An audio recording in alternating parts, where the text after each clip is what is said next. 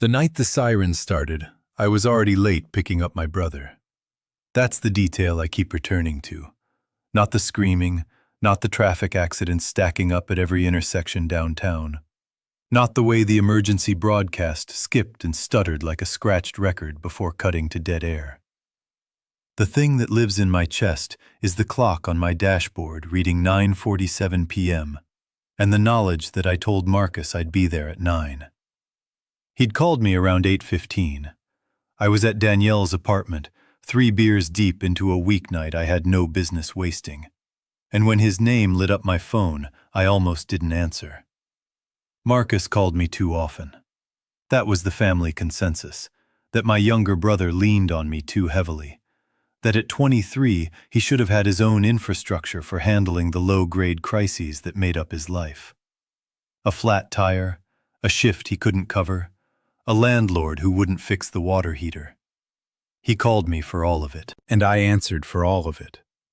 But slowly, with the particular reluctance of someone who loved a person, but resented the weight of being their first phone call for everything. So I let it ring twice. Danielle raised an eyebrow. I picked up. "Jay, something's wrong at the hospital." Marcus worked as an orderly at St. Anne's, the community hospital on the east side of Gaines, which is what we called Gainesville when we were being local about it.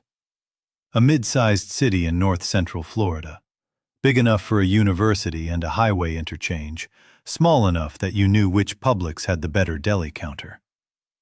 "Wrong how?" I asked. "They locked the ER. Like, actually locked it. There's security at the doors, and they're not letting anyone in or out of the East Wing.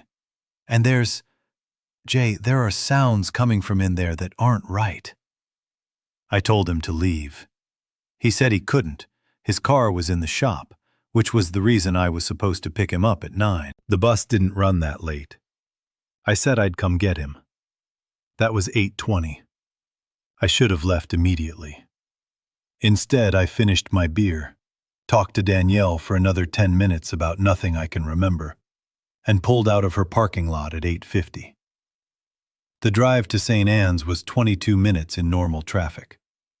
Traffic was not normal. By the time I hit University Avenue, the intersections were clogged. Not with rush hour volume. It was almost 9 on a Tuesday. But with the particular chaos of people who had all decided to drive somewhere at the same time without agreeing on a direction. I saw a minivan reversed onto a sidewalk. A pickup ran a red light at 35th Street and clipped a sedan that spun halfway into the bike lane. No one stopped. The pickup kept going. The sedan's driver got out, looked around at the other cars flooding past, got back in, and drove away on a bent rim. I called Marcus. No answer. Called again. Nothing. The phone network was either overloaded or already failing. I didn't know which, and the distinction didn't matter because the result was identical. At 9:47, I was still 14 blocks from the hospital, stuck behind a wall of brake lights on 6th Street. And that was when the sirens started. Not ambulances. Those had been wailing intermittently for the last half hour. These were the civil defense sirens, the ones mounted on poles around the county that I'd only ever heard tested on the first Wednesday of the month at noon. They weren't supposed to sound at night. They weren't supposed to sound for real. The tone was different when it wasn't a test. Or maybe I just heard it differently because the context had changed. It rose and fell in long, mournful cycles that made the air feel heavier. I abandoned my car. That was the first real decision, the one that divided my life into before and after, though I didn't know it yet. I pulled onto the shoulder, grabbed my phone and the half-empty water bottle from the cup holder, and started walking, then jogging, then running. The streets were wrong. That's the only word for it. The density of people was too high for a Tuesday night, and their behavior was too fragmented to be explained by any single cause. Some people were loading cars with luggage and boxes, calmly, as if they'd been planning a trip. Others were running with nothing. A woman sat on her porch steps, staring at her phone, pressing the same spot on the screen over and over. A man walked past me, carrying a shotgun openly in both hands, not threatening anyone, just carrying it like a tool he expected to need soon. I didn't see an infected person until I was 6 blocks from the hospital. She was in the middle of an intersection, 8th and Main, standing under the traffic light, which was cycling through its colors without any cars obeying it. She was wearing scrubs. The scrubs had a dark stain down the front that looked black under the streetlight, but was obviously not black. Her head was moving in small, arrhythmic jerks, like a bird tracking something. Her hands were open at her sides, fingers twitching. I stopped. A car swung around the corner behind me, and its headlights swept across her, and I saw her face.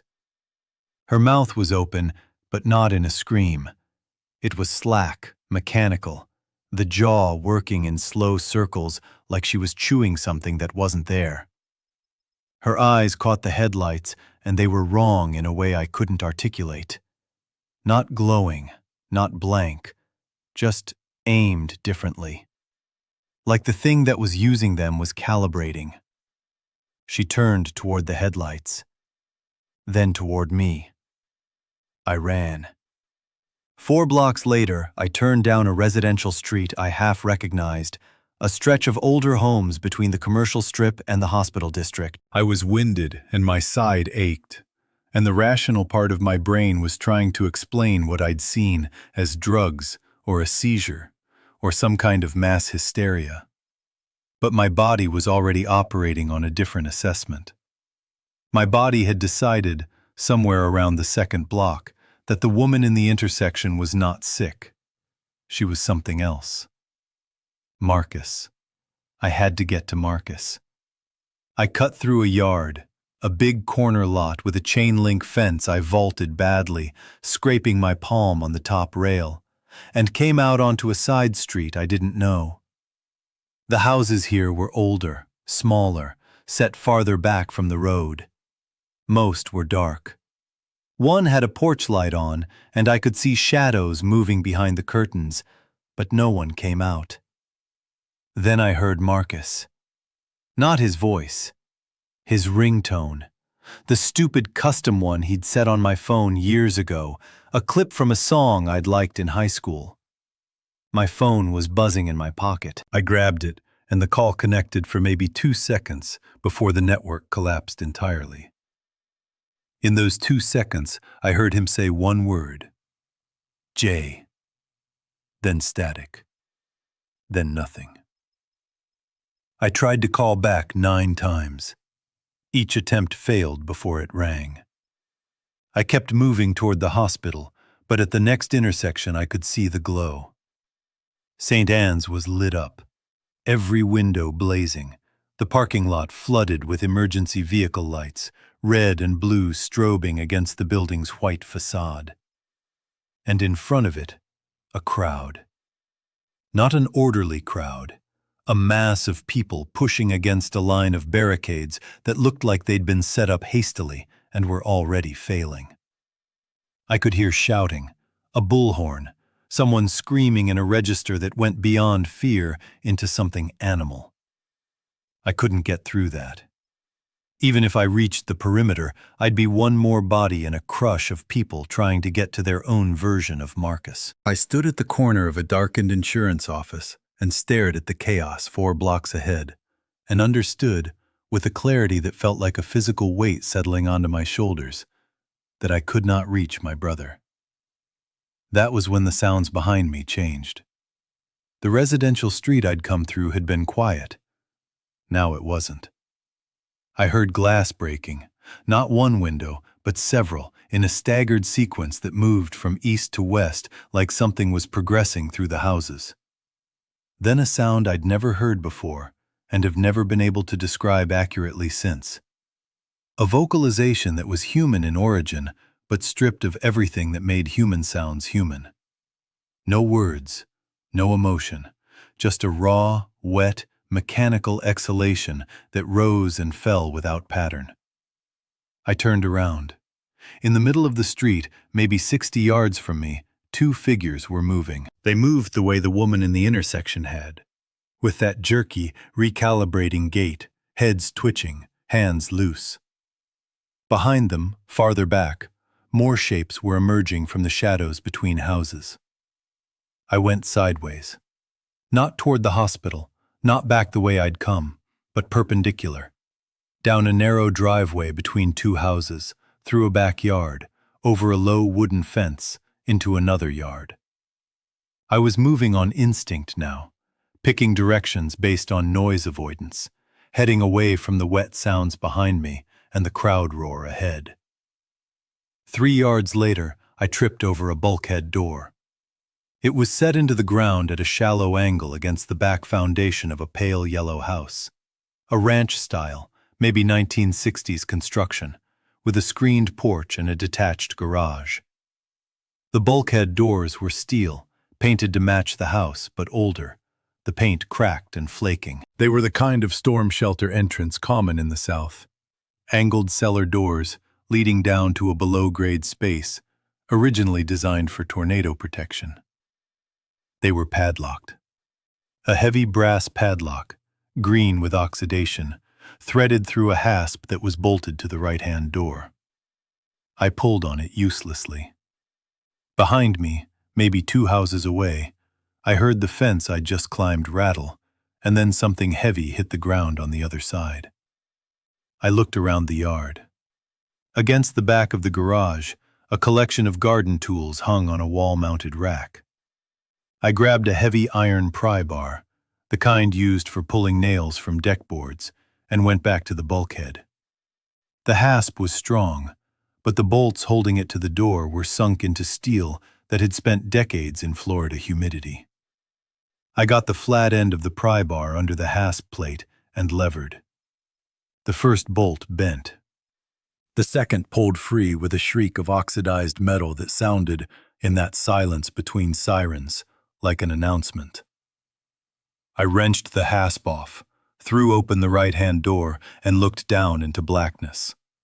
Concrete steps, 6 of them, descending steeply. The air that came up was cool and stale and smelled like damp concrete and old cardboard. Behind me, something crashed through the fence. I went down the steps, grabbed the interior handle of the bulkhead door, and pulled it shut above me. There was no lock on the inside, just a sliding bolt, thick and rusted, that I slammed home with both hands. Then I sat on the bottom step in absolute darkness and listened to my own breathing and the sound of something moving in the yard above me. It stopped at the bulkhead. I know it stopped there because I heard its feet, bare feet or something close to it, on the concrete apron at the top of the steps. Then that sound again, that wet exhalation, muffled by the steel doors but close enough that I could feel it in my sternum. It stood there for what might have been 30 seconds or 5 minutes.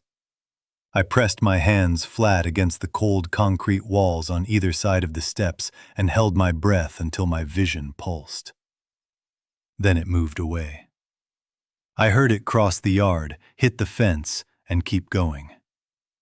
I sat in the dark for a long time after that. When my hands stopped shaking enough to operate my phone, I turned on the flashlight. The shelter was larger than I expected. Not a simple storm cellar. Someone had improved it, expanded it, reinforced it. The original footprint was maybe 8 by 10 feet, poured concrete walls and floor, but at some point the back wall had been broken through and the space extended another 6 feet into what looked like hand-excavated earth shored up with plywood and 2x4s. The ceiling was low. I could stand, but just barely, and I'm 5'11". Steel shelving lined both long walls, and the shelves were not empty. Canned food, cases of bottled water, a first aid kit in a red plastic box, a hand-crank flashlight, 2 sealed 5-gallon buckets that, when I pried the lid off one, contained rice, a camping stove, butane, with 4 fuel canisters in a neat row beside it, a wool blanket folded, a battery-powered radio, a plastic bin containing candles, matches, a multi-tool, duct tape, a bundle of paracord, and a spiral-bound notebook. Someone had prepared this space. Not recently. The cans bore expiration dates ranging from 2 to 6 years past, and the water bottles had a faint yellow tint that suggested age. But the preparation was methodical. The shelves were organized by category. The water was stored at floor level, the food at waist height, the tools and miscellaneous supplies on the top shelf. Whoever did this had thought about it for a while, and then done it all at once. I opened the notebook. The first page had a name written in careful block letters. Arthur Landis. Below it, an address that matched the house above me. Below that, a single sentence. If you are reading this during an emergency, you are welcome to use these supplies. I sat down on the concrete floor with my back against the shelving and cried. Not because I was safe, I wasn't sure I was. Not because I was grateful, though I was, distantly, in the way you can be grateful for a tourniquet while your leg is still bleeding. I cried because Marcus was out there, and I was in here, and the distance between those two facts was the entire length of my failure. I turned off the phone flashlight to conserve battery and sat in the dark with the hand-crank flashlight on my lap, listening to the sounds above me. For the first hour, there were many. Sirens, car alarms, 2 distinct gunshots, shouting that faded as whoever was shouting moved away or stopped being able to shout. Around midnight, I checked my phone, which still showed time even without signal. The sounds thinned. By 2 a.m., the only thing I could hear was the civil defense siren, still cycling, and beneath it, a low, arrhythmic murmur that I eventually understood was multiple infected moving through the neighborhood in a loose, uncoordinated mass. I did not sleep that first night. By dawn, I had taken inventory. The shelter contained enough canned food for one person for roughly 3 weeks, assuming 1,500 calories per day. The rice extended that by another 2 weeks. Water was the limiting factor. I counted 42 one-gallon jugs, which gave me about 3 weeks if I was disciplined. The ventilation was passive. 2 PVC pipes, 4 inches in diameter, running from the ceiling up through the ground at angles, capped with screen mesh to keep out debris and insects. They provided enough airflow to prevent CO2 buildup, but not enough to make the space comfortable. By mid-morning, the air was thick and warm and tasted of concrete dust. The radio worked. I cranked it for 2 minutes and got static across most of the dial, but on the AM band I found a signal, an automated emergency broadcast, not a live voice, repeating a loop that told residents to shelter in place and await further instructions. It gave no information about what was happening. It did not use the word infected. It said public health emergency and potential biological exposure and civil authority directive. And all of these phrases meant the same thing, which was, we cannot help you. I stayed in the shelter for 3 days before anyone else found it. Those 3 days were their own kind of education. The first day I was too wired to eat. I checked the bolt on the bulkhead door every 20 minutes. I cranked the radio compulsively, scanning frequencies, hearing nothing but the loop and static. My phone was useless. No signal, no data, just a clock and a flashlight I was afraid to use because the battery was already at 60% and there was no way to charge it. I rationed myself to checking it once an hour for the time. The second day I ate 2 cans of chicken soup, cold, straight from the can, with a spoon from a small utensil set I found in the plastic bin. It tasted like salt and metal and relief. I drank a full gallon of water and then panicked about the rate of consumption and cut myself back to half a gallon for the rest of the day. I read more of Arthur Landis's notebook. Beyond the welcome message, it contained a supply list, a maintenance log. He'd check the shelter every 6 months, the last entry dated nearly 4 years earlier, and a series of handwritten notes about storm preparedness that were thorough, practical, and completely irrelevant to what was happening above me. Arthur had prepared for hurricanes and tornadoes. He had not prepared for this. But the infrastructure didn't care about the intent. The walls worked regardless of what they'd been designed to keep out. On the 3rd day, I opened the bulkhead door. I did it at noon, reasoning that if the infected responded to sound and movement the way the ones I'd seen seemed to, reactively, directionally, then the brightest part of the day might offer the best visibility for checking the surroundings before committing to exposure. I slid the bolt back slowly, pushed the right-hand door open 2 inches, and looked out through the gap. The yard was empty. The fence I'd climbed was broken, not at the gate, but in the middle of a section. The boards snapped outward as if something had walked through them without slowing down. The house's back door was open. The screen porch was intact, but the inner door hung from one hinge.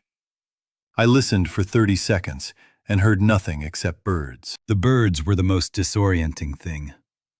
The fact that they were still functioning normally, singing territorial songs and arguing over the feeder that still hung from a bracket on the garage eave, as if the world hadn't changed. I opened the door wider and climbed the steps to ground level, staying in a crouch. The neighborhood was still. Cars sat in driveways. A garbage can had been knocked over and its contents were spread across the street. 3 houses down, a front door stood open, and I could see a dark stain on the porch that I did not investigate. The smell was already changing. Something organic and heavy was entering the air, not yet overpowering, but present. A warning of what the coming day's heat would produce. I went back into the shelter and closed the doors and sat with the knowledge that I was, for the moment, alive and hidden, and completely alone in a city that might already be empty of everyone I'd ever known. Marcus. I kept circling back to Marcus. He was at the hospital when it started. The hospital was locked down. Either that meant he was safe inside a facility with medical supplies and trained staff, or it meant he was locked inside a building where the infection was already present. I didn't know which. The uncertainty was worse than either answer would have been, because it allowed hope. And hope in that context was a form of torture. It kept me oriented toward a door I couldn't open. On the evening of the 3rd day, someone knocked on the bulkhead doors. Not pounded, not scratched. Knocked. 3 deliberate, evenly spaced knocks, followed by a voice. "Hello? Is someone down there? I saw the broken lock." A woman's voice. Controlled, not panicked, but tight with the kind of tension that comes from sustained alertness. I stood at the bottom of the steps with the pry bar in my hand and said nothing. "I'm not infected," she said. "I know that's exactly what an infected person wouldn't say, because they don't say anything. That's how you can tell. I'm talking. I'm using sentences. Please." Her name was Robin. She was 31, a graduate student at the university, environmental science, which she mentioned with the self-deprecating half-laugh of someone who recognized the irony of studying ecological systems while one collapsed around her. She'd been in the lab building when the outbreak reached campus. She'd hidden in a supply closet for 2 days. When she came out, the building was empty, and the campus was a maze of abandoned vehicles and broken glass and things moving in the shadows of the parking garages that she did not stop to examine. She'd been moving through the residential neighborhoods for most of the 3rd day, looking for shelter that wasn't a house. Houses had too many entry points, too many windows, too many doors that might or might not be locked. When she saw the broken hasp on the bulkhead, she recognized it for what it was. I let her in. I want to be precise about why, because the reason matters more than the act. I did not let her in because I calculated the resource impact and found it acceptable. I did not let her in because her voice sounded trustworthy, or because I felt an ethical obligation to share. I let her in because I had spent 3 days in a concrete box listening to myself think, and the thoughts had become recursive and dark and were converging on a conclusion I did not want to reach. I let her in because I needed someone else's breathing in the room. It was selfish. The math said she cut my timeline from 5 weeks to 2.5. I knew that when I slid the bolt open. I did it anyway. Robin brought information. She'd seen more than I had, moved farther, observed from different angles.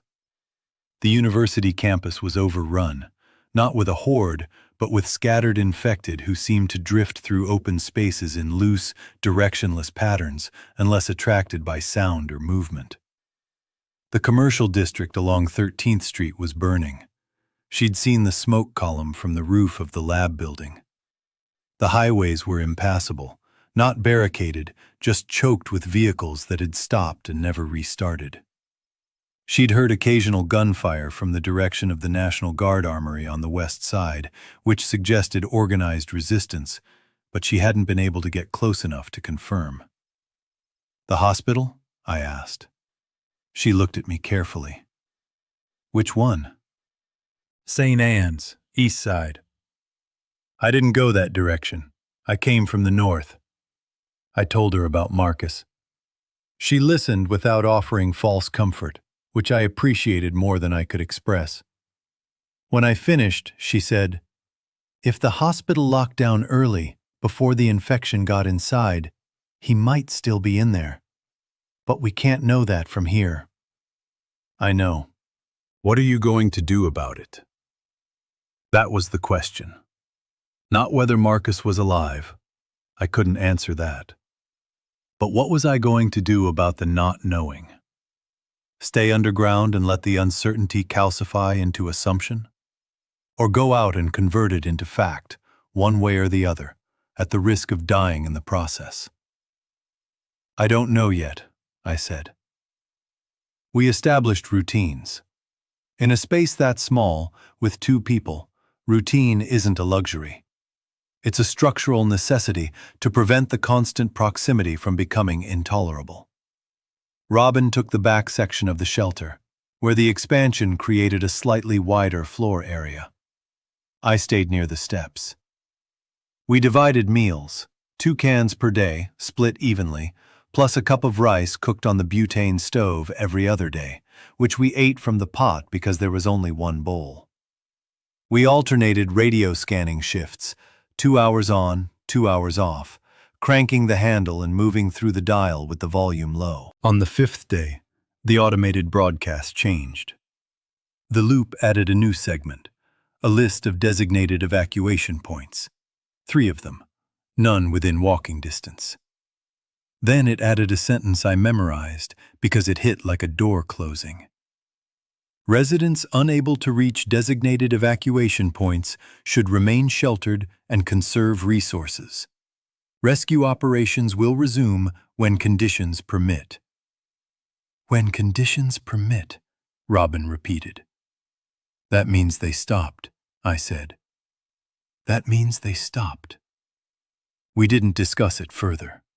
There was nothing to discuss. The broadcast was telling us, in the bureaucratic language of an institution that still existed somewhere but could no longer reach us, that we were on our own for an indefinite period. The shelter that had been a temporary refuge was now a long-term habitat, and the math had changed accordingly. On the 7th day, Robin found the second room. She'd been examining the expanded back section, the part someone had excavated beyond the original concrete footprint, and noticed that the plywood shoring along the left wall wasn't flush. One sheet was set about 2 inches forward of the others, creating a shadow line that looked structural but wasn't. She pulled it aside, and behind it was a gap. Not a doorway, just an opening where the earth had been dug out laterally, maybe 3 feet wide and 4 feet high, leading into a space I hadn't known was there. We crawled through with the hand-crank flashlight. The space beyond was small, 6 feet by 5, roughly, with a lower ceiling that forced us to kneel. The walls were bare earth, shored with more plywood. And the space was not empty. There was a cot, a folding aluminum camping cot, set up and made with a sleeping bag laid flat as a mattress. Beside it, a plastic storage tub. Inside the tub, clothing, men's, folded neatly. A paperback novel, spine cracked. A battery lantern. And a gallon jug of water, half empty. Someone had lived in this space. Not as a storm preparation. The main shelter was for that. This was something else. This was a room someone had occupied for an extended period, hidden behind a false wall they'd installed themselves. I looked at Robin. She was running her flashlight along the walls, and its beam caught something on the far side. Scratches in the plywood, dozens of them, arranged in groups of 5. Tally marks. I counted them twice to make sure. There were 212. Arthur Landis, I said. Who? I told her about the notebook, about the welcome message, about the name. 212 days, she said. He was down here for 212 days. Not necessarily days. Could be anything. Meals, hours, events. They're grouped in 5s. That's days. She was right, and I knew it. The convention was universal. He built himself a secret room inside his own shelter and lived in it for 7 months. The question was why. The shelter itself was hidden, underground, behind a house, in a residential neighborhood. Why would someone who'd already built a concealed survival space feel the need to build a second, more concealed space within it? Unless the shelter wasn't concealed enough. Unless someone, or something, had found the shelter, and Arthur Landis had retreated deeper. We searched the hidden room more carefully. Under the cot, wedged between the aluminum frame and the floor, I found another notebook. This one was different from the first. No neat block letters, no organized supply lists. The handwriting was smaller, cramped, and it deteriorated as the pages progressed, starting legible and ending in a scrawl I had to hold the flashlight directly against the page to read. Arthur Landis had not built this shelter for a zombie apocalypse. He'd built it in 2014, during a period of particularly active hurricane seasons after his wife died. The notebook, this second private one, made that clear. He'd retired from the county roads department. He lived alone, and the shelter project gave him something to do with his hands during the years when his grief was still a daily, physical presence. He wrote about mixing concrete, cutting rebar, running the ventilation pipes. These entries were calm, technical, detailed. Then the entries changed. In 2019, 5 years into his retirement, something else happened. Arthur didn't describe it directly. The notebook jumped from a supply check entry in March to a new entry in April that began mid-thought. Can't use the main room anymore. He knows about the door. He, not it. A person. The subsequent entries, read in order, assembled a picture I didn't want to see. Someone had discovered Arthur's shelter.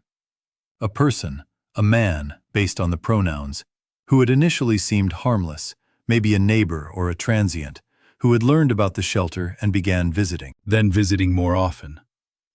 Then insisting. Then threatening.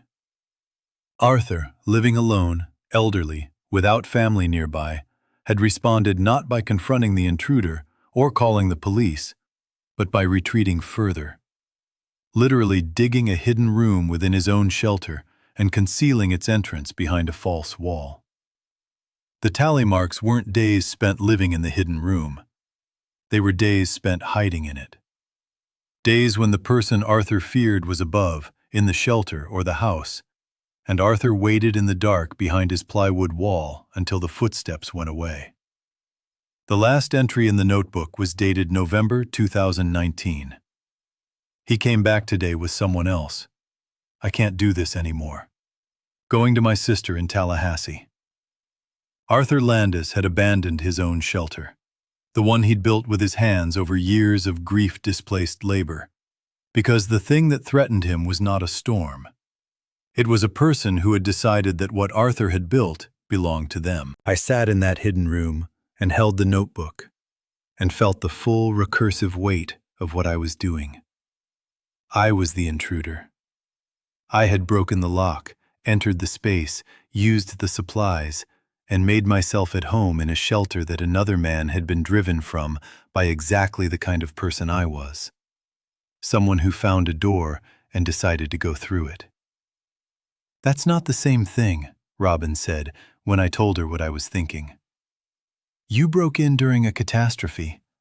Whoever harassed him did it during normal life. Those are different." "The shelter doesn't know the difference." "Shelters don't know anything. You're projecting guilt onto concrete." She was right, technically, but the feeling didn't operate on technicalities. Arthur Landis had written, "You are welcome to use these supplies," on the first page of his public notebook, the one he'd left in the main room for strangers to find. But he'd also built a hidden room to escape the last stranger who found him. The welcome was real. The fear was also real. Both truths occupied the same structure, separated by a sheet of plywood. We closed the hidden room and didn't use it. It felt wrong. Not practically, but morally, in a way that Robin and I both recognized without needing to articulate.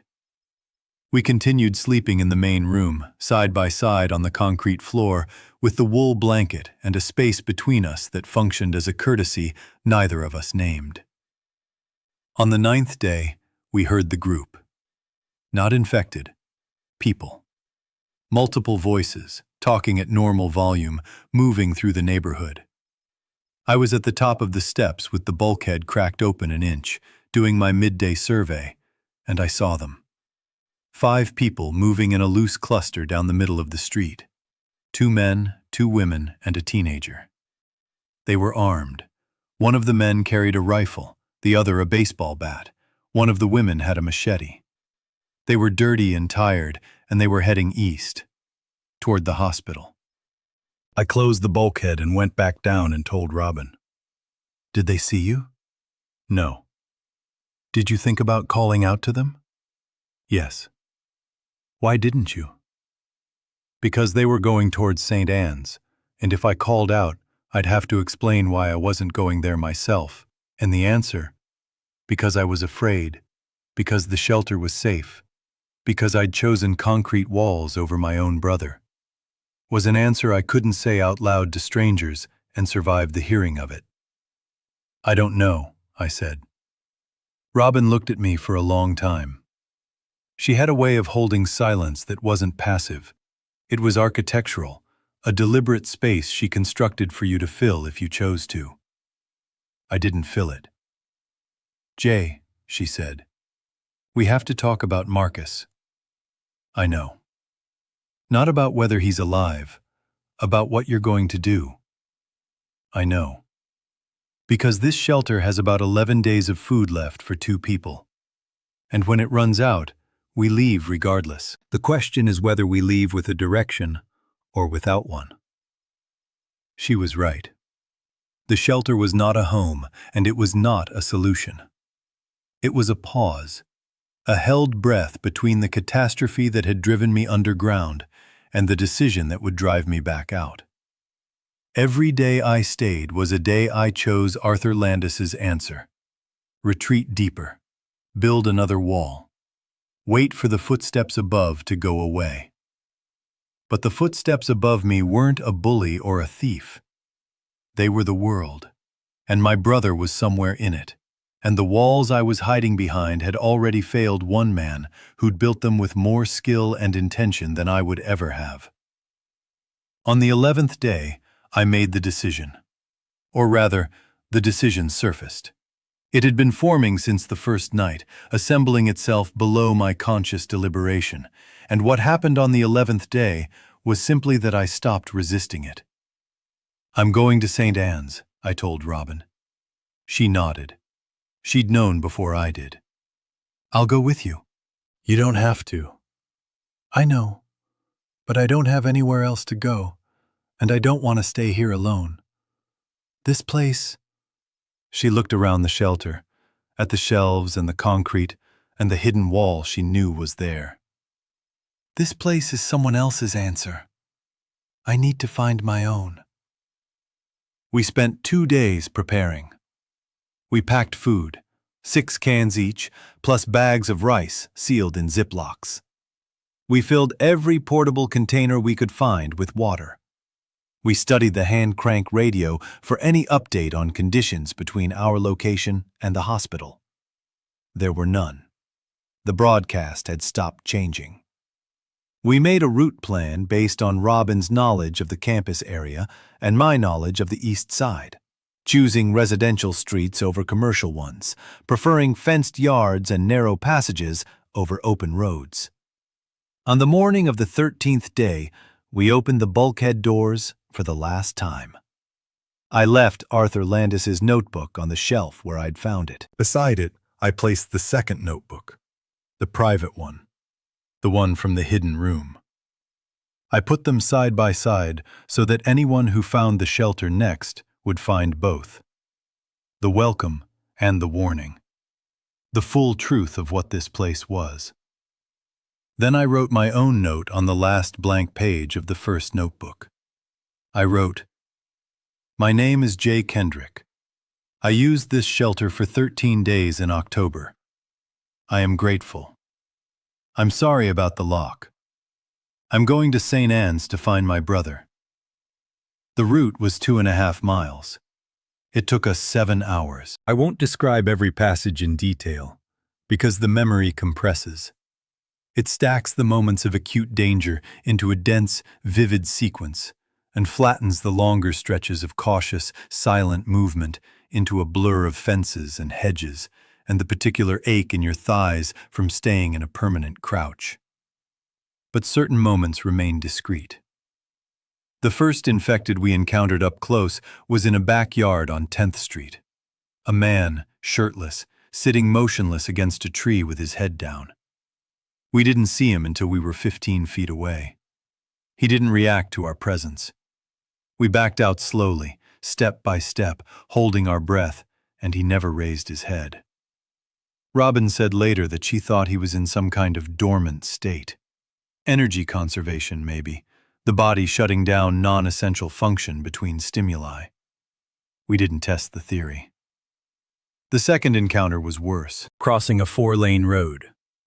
We'd planned to cross at a point where a row of dumpsters behind a strip mall provided visual cover on the approach.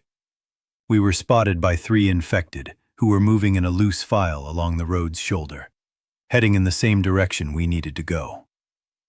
They didn't immediately charge.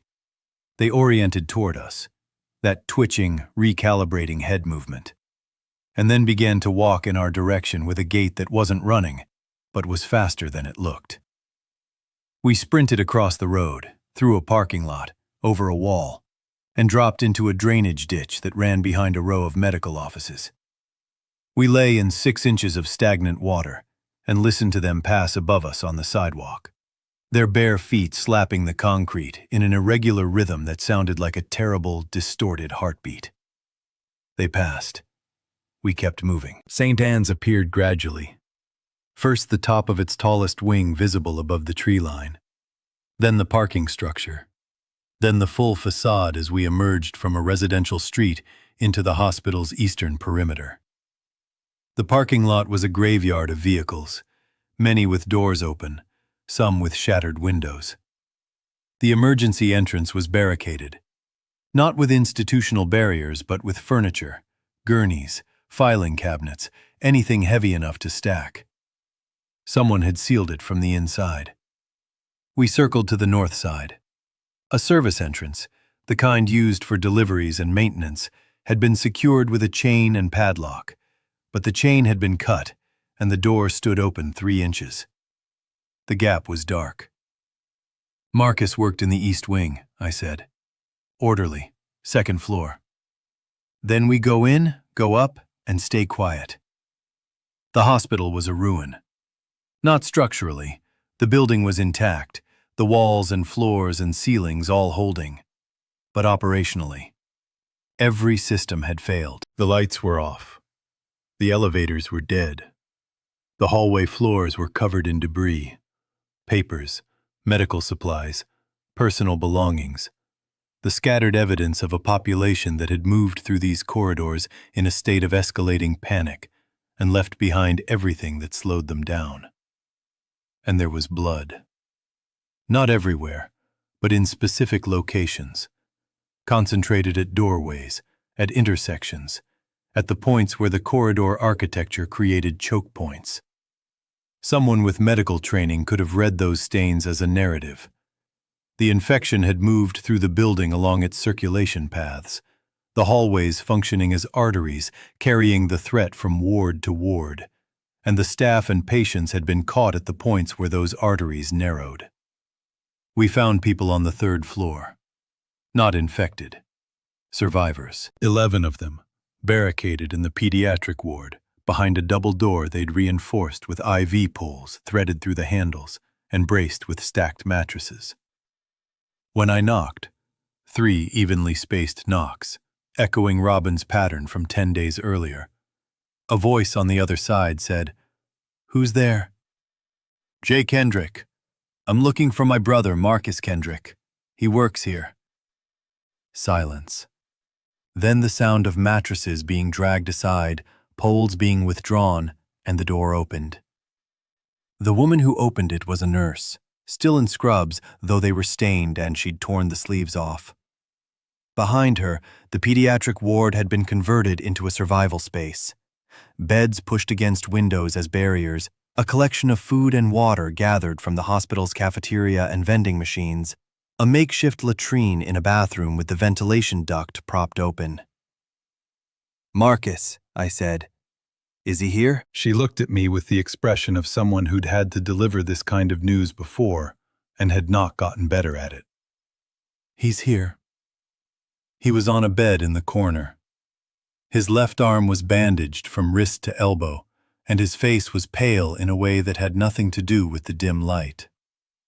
When he saw me, he said, "Jay," and the sound of my name in his voice broke something in my chest that I'd been holding rigid for 13 days. I crossed the room and sat on the edge of his bed and put my hand on his shoulder, and he reached up with his unbandaged hand and gripped my forearm, and we stayed like that, not talking, for a long time. "I got bit," he said eventually. "Not by one of them. By a patient during the lockdown, before we understood what was happening. A patient in restraints who turned while I was adjusting his IV. He got my arm." The room went quiet. "But I didn't turn," Marcus said. "That was 12 days ago. The others who got bit turned within hours. I didn't. The nurses, Claire and Danita, they've been monitoring me. My temperature's normal. The wound's infected, like a regular infection, but I'm still me." Claire, the nurse who'd opened the door, confirmed this from across the room. "Whatever's causing the change, he's not responding to it the same way. We don't know why. It could be immune response, it could be viral load, it could be random. But he's had no neurological symptoms in 12 days. If he were going to turn, it would have happened." I looked at my brother. He looked back at me with an expression I recognized. The one he wore when he called me for help. The one that said, "I know I'm a burden, but I don't know who else to call." Except this time, it was layered with something else. something more complex. Gratitude that I'd come, and fear that my coming had only delivered me into a building I couldn't leave. "We have to get out of here," I said. "The building's not safe below the second floor," Claire said. "There are infected on the first floor and in the basement. They're dormant mostly, but any significant noise activates them. We've been surviving by staying quiet and staying up here." "How long can you last?" "We're almost out of food. Another 3 days, maybe 4. 13 days hiding in a shelter. 12 days waiting for me in a hospital." The arithmetic was different, but the shape was the same. A sealed space with a countdown.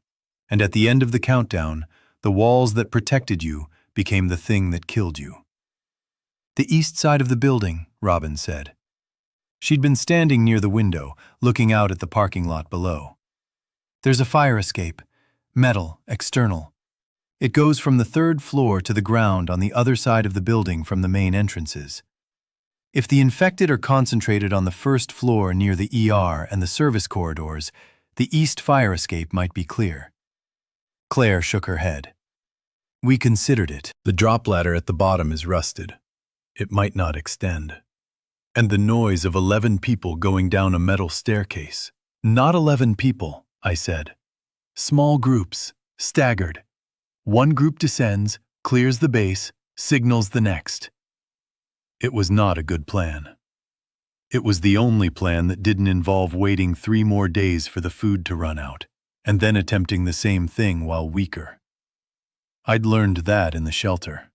Arthur Landis's shelter, where I'd spent 13 days learning the single most important lesson the apocalypse had to teach. The window for action is always smaller than you think, and it closes while you're still calculating whether to move. We spent the rest of that day preparing. Claire organized the survivors into 3 groups based on mobility. The first group was the fastest and quietest, tasked with descending the fire escape and securing the ground. The second group included Marcus and the 2 other survivors with injuries. The third was Robin, Claire, and the remaining 4, including a 12-year-old girl named Amara, who had been a patient in the pediatric ward when the outbreak hit and who had not spoken a word in 12 days. I was in the first group. Not because I was the most qualified, I wasn't, but because Marcus was in the second group and I needed to be on the ground before he came down. I needed to be the person standing at the bottom when he descended. I had been late picking him up on the night this started. I would not be late again. We went at dawn. The fire escape was on the east face of the building, a zigzag of rusted steel bolted to the brick exterior, accessible through a window in the 3rd floor hallway that we pried open with a chair leg. The first group was me and 2 others, a man named Dennis, who'd been visiting his mother in the hospital when the lockdown happened, and a woman named Priya, who was a 4th-year medical student doing a clinical rotation and who carried a surgical bone saw she'd taken from an operating suite with the calm practicality of someone who understood exactly what it was designed to cut. The metal was cold and loud. Every step produced a resonant clang that traveled through the structure and radiated outward. We moved slowly, placing our feet at the edges of the treads where the bolts anchored the steps to the frame, which reduced the vibration. It took us 4 minutes to descend 2 flights. At the bottom, the drop ladder, the lowest section, designed to retract upward so ground-level access was impossible, was indeed rusted. I hung from the lowest platform and kicked it. It didn't move. I kicked again. On the 3rd kick, it shrieked downward 6 inches and stopped. Dennis added his weight. The ladder descended in a grinding scream of oxidized steel that echoed off the parking structure across the lot. We dropped to the ground and pressed ourselves against the building's foundation and waited. Nothing came. The east side of the building faced a staff parking area bordered by a hedgerow, and beyond the hedge, a residential street. The lot was empty except for 4 cars and an overturned wheelchair. The infected, if they were present, were either inside the building or elsewhere. The sound of the ladder hadn't drawn them. Or it had, and they were coming, and we couldn't see them yet. I signaled the window. The second group started down. Marcus descended with his good arm gripping the railing, and his bandaged arm held against his chest. He moved slowly, each step deliberate, his jaw set in the way it got when he was in pain and refusing to acknowledge it. Dennis was at the base of the ladder, ready to help him down the last section. I stood at the perimeter of the lot, watching the hedge line, holding the pry bar I'd carried from the shelter, the same one I'd used to break Arthur Landis's lock, now repurposed as the only weapon I had.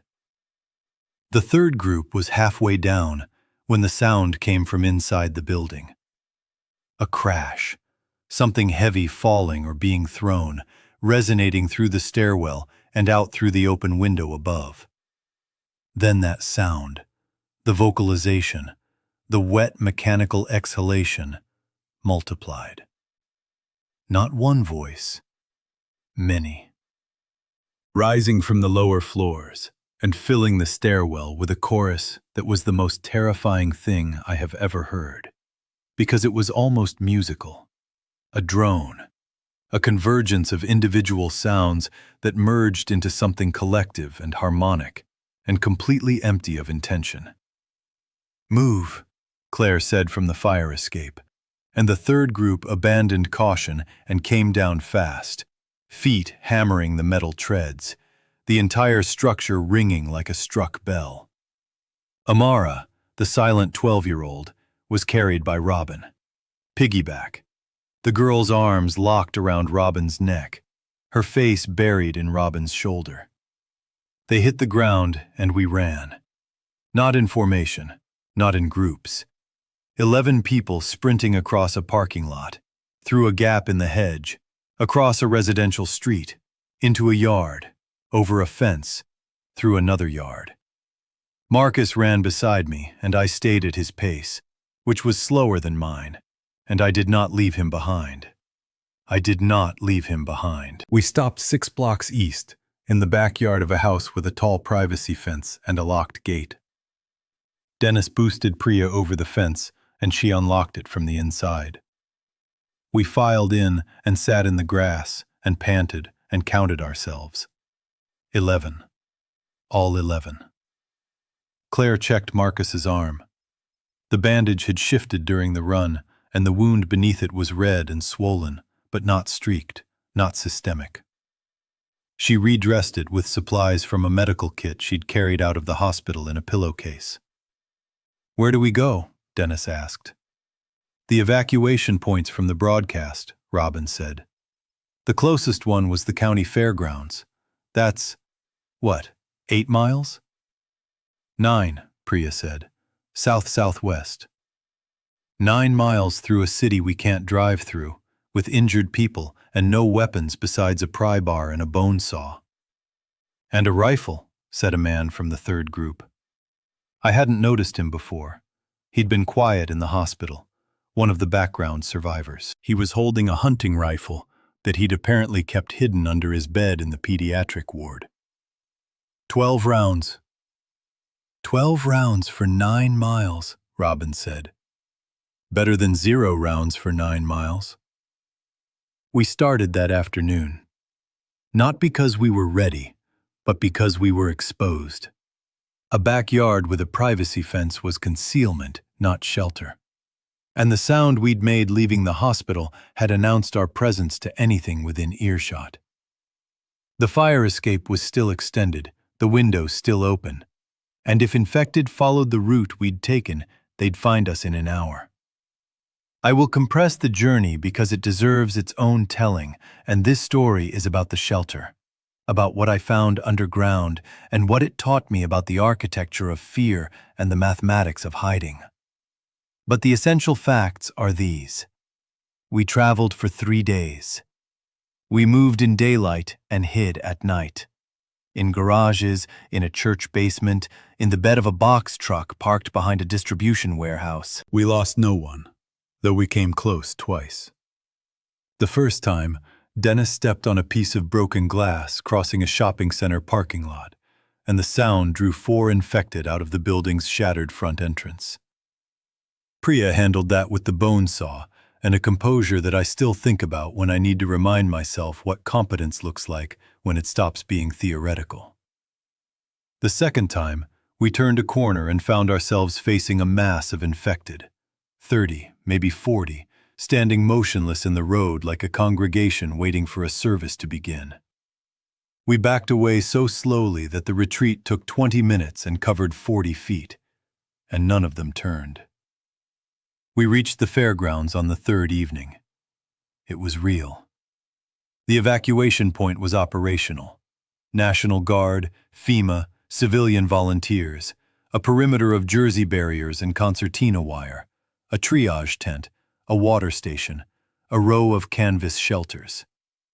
It was not salvation. It was a holding facility, understaffed and overwhelmed, and the weeks that followed inside it were their own kind of ordeal. But it was people. It was infrastructure. It was the organized expression of the belief that human beings were worth preserving in groups, not just as individuals sealed behind locked doors. Marcus healed. The wound on his arm closed over 4 weeks, leaving a scar that he traces with his index finger when he's thinking, a habit he doesn't know he has. Claire studied his blood. Whatever made him resistant, immunity, partial exposure, genetic lottery, she couldn't isolate it in the field conditions of the fairgrounds, but she documented everything she observed and sent the documentation to every medical contact the evacuation network could reach. The last I heard, 3 months later, a team at a facility in Atlanta had received her notes and was working with them. I don't know what came of it. Marcus is alive. That is the result I can confirm. Robin stayed at the fairgrounds for 2 weeks, and then joined a group heading south toward a reported safe zone in Ocala. She left on a Tuesday morning. We stood at the perimeter gate, and she said, "You know, you never answered my question." "Which one?" "In the shelter. I asked you what you were going to do about Marcus. You said you didn't know." "I figured it out." "You did. But Jay, you figured it out 6 days later than you should have. You know that, right?" I did know that. I know it still. The 13 days I spent in Arthur Landis's shelter were 13 days I chose a concrete box over my brother. And no amount of rational justification, the danger, the uncertainty, the impossibility of navigating an overrun city alone, changes the fact that the choice was available to me on the first day, and I didn't make it until the 13th. I survived because a stranger's preparation gave me a place to hide. Marcus survived because a nurse named Claire gave him care I was not present to provide. My role in my brother's survival was almost nothing. I arrived at the hospital on day 13. He'd already been there for 12 days without me. I think about Arthur Landis. I think about him building that shelter, mixing concrete, cutting rebar, running pipe, in the years after his wife died, filling his hands with work so his mind had somewhere to go. I think about him writing, "You are welcome to use these supplies," on the first page of his notebook, extending generosity to a stranger he would never meet. And I think about him building the hidden room, the secret space within the space. 212 tally marks on the wall, retreating from a threat that wasn't a storm or an infection, but a person who wanted what he had. Arthur Landis understood something I had to learn the hard way. A shelter is not safety. It is a decision made physical. The walls you build describe the shape of your fear. And if you stay inside them long enough, the shape of your fear becomes the shape of your life. He built well, and he prepared thoroughly. And in the end, he left, not because the shelter failed, but because the shelter succeeded. It kept him alive in a space too small to contain a life. I broke his lock. I used his food. I slept on his concrete floor and read his notebooks and hid behind his walls. And when I left the same way he did. Not because the shelter became dangerous, but because staying in it became indistinguishable from the thing I was hiding from. The infected outside moved through the world without purpose, without connection, without the capacity to choose one direction over another for any reason beyond stimulus and response. I was in a concrete box, eating canned soup, scanning static on a radio, and choosing every day not to move toward the only person in the world who needed me. The shelter saved my life.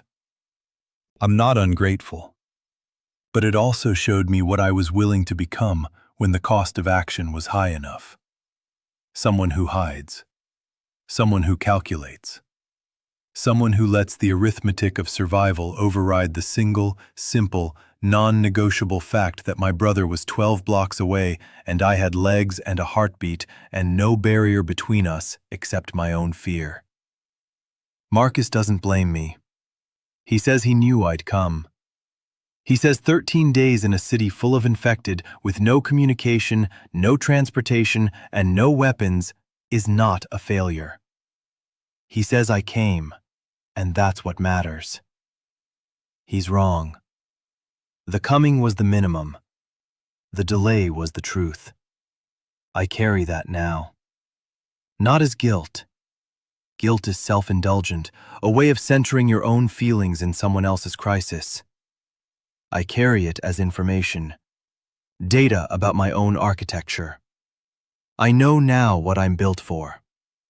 I'm built for shelters, for locked doors and supply inventories and radio schedules and the quiet, orderly management of slow decline. I am not built for the sprint across the parking lot, the kicked ladder, the run through the streets with my brother beside me. I did those things, but I did them last, after everything else had been tried, after the shelter had given me every excuse to stay. The next time, and in this world there is always a next time, I will go first. Not because I've become brave, but because I've seen what the delay costs. And the cost is higher than the risk. Arthur Landis knew that. He wrote his welcome note, and he built his hidden room, and in the end, he chose Tallahassee over tally marks. He chose leaving over lasting. I found a sealed storm shelter the night the infected reached my town. It kept me alive for 13 days. And the thing it taught me, the thing I will never unlearn, is that the safest place you can be is sometimes the most dangerous decision you can make. Not because the shelter fails, because you don't.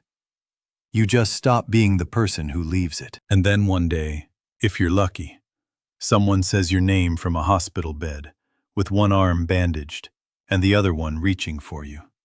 And you remember, not with your mind, but with the part of you that existed before you learned to calculate, that you were never the walls. You were always the person who was supposed to be running.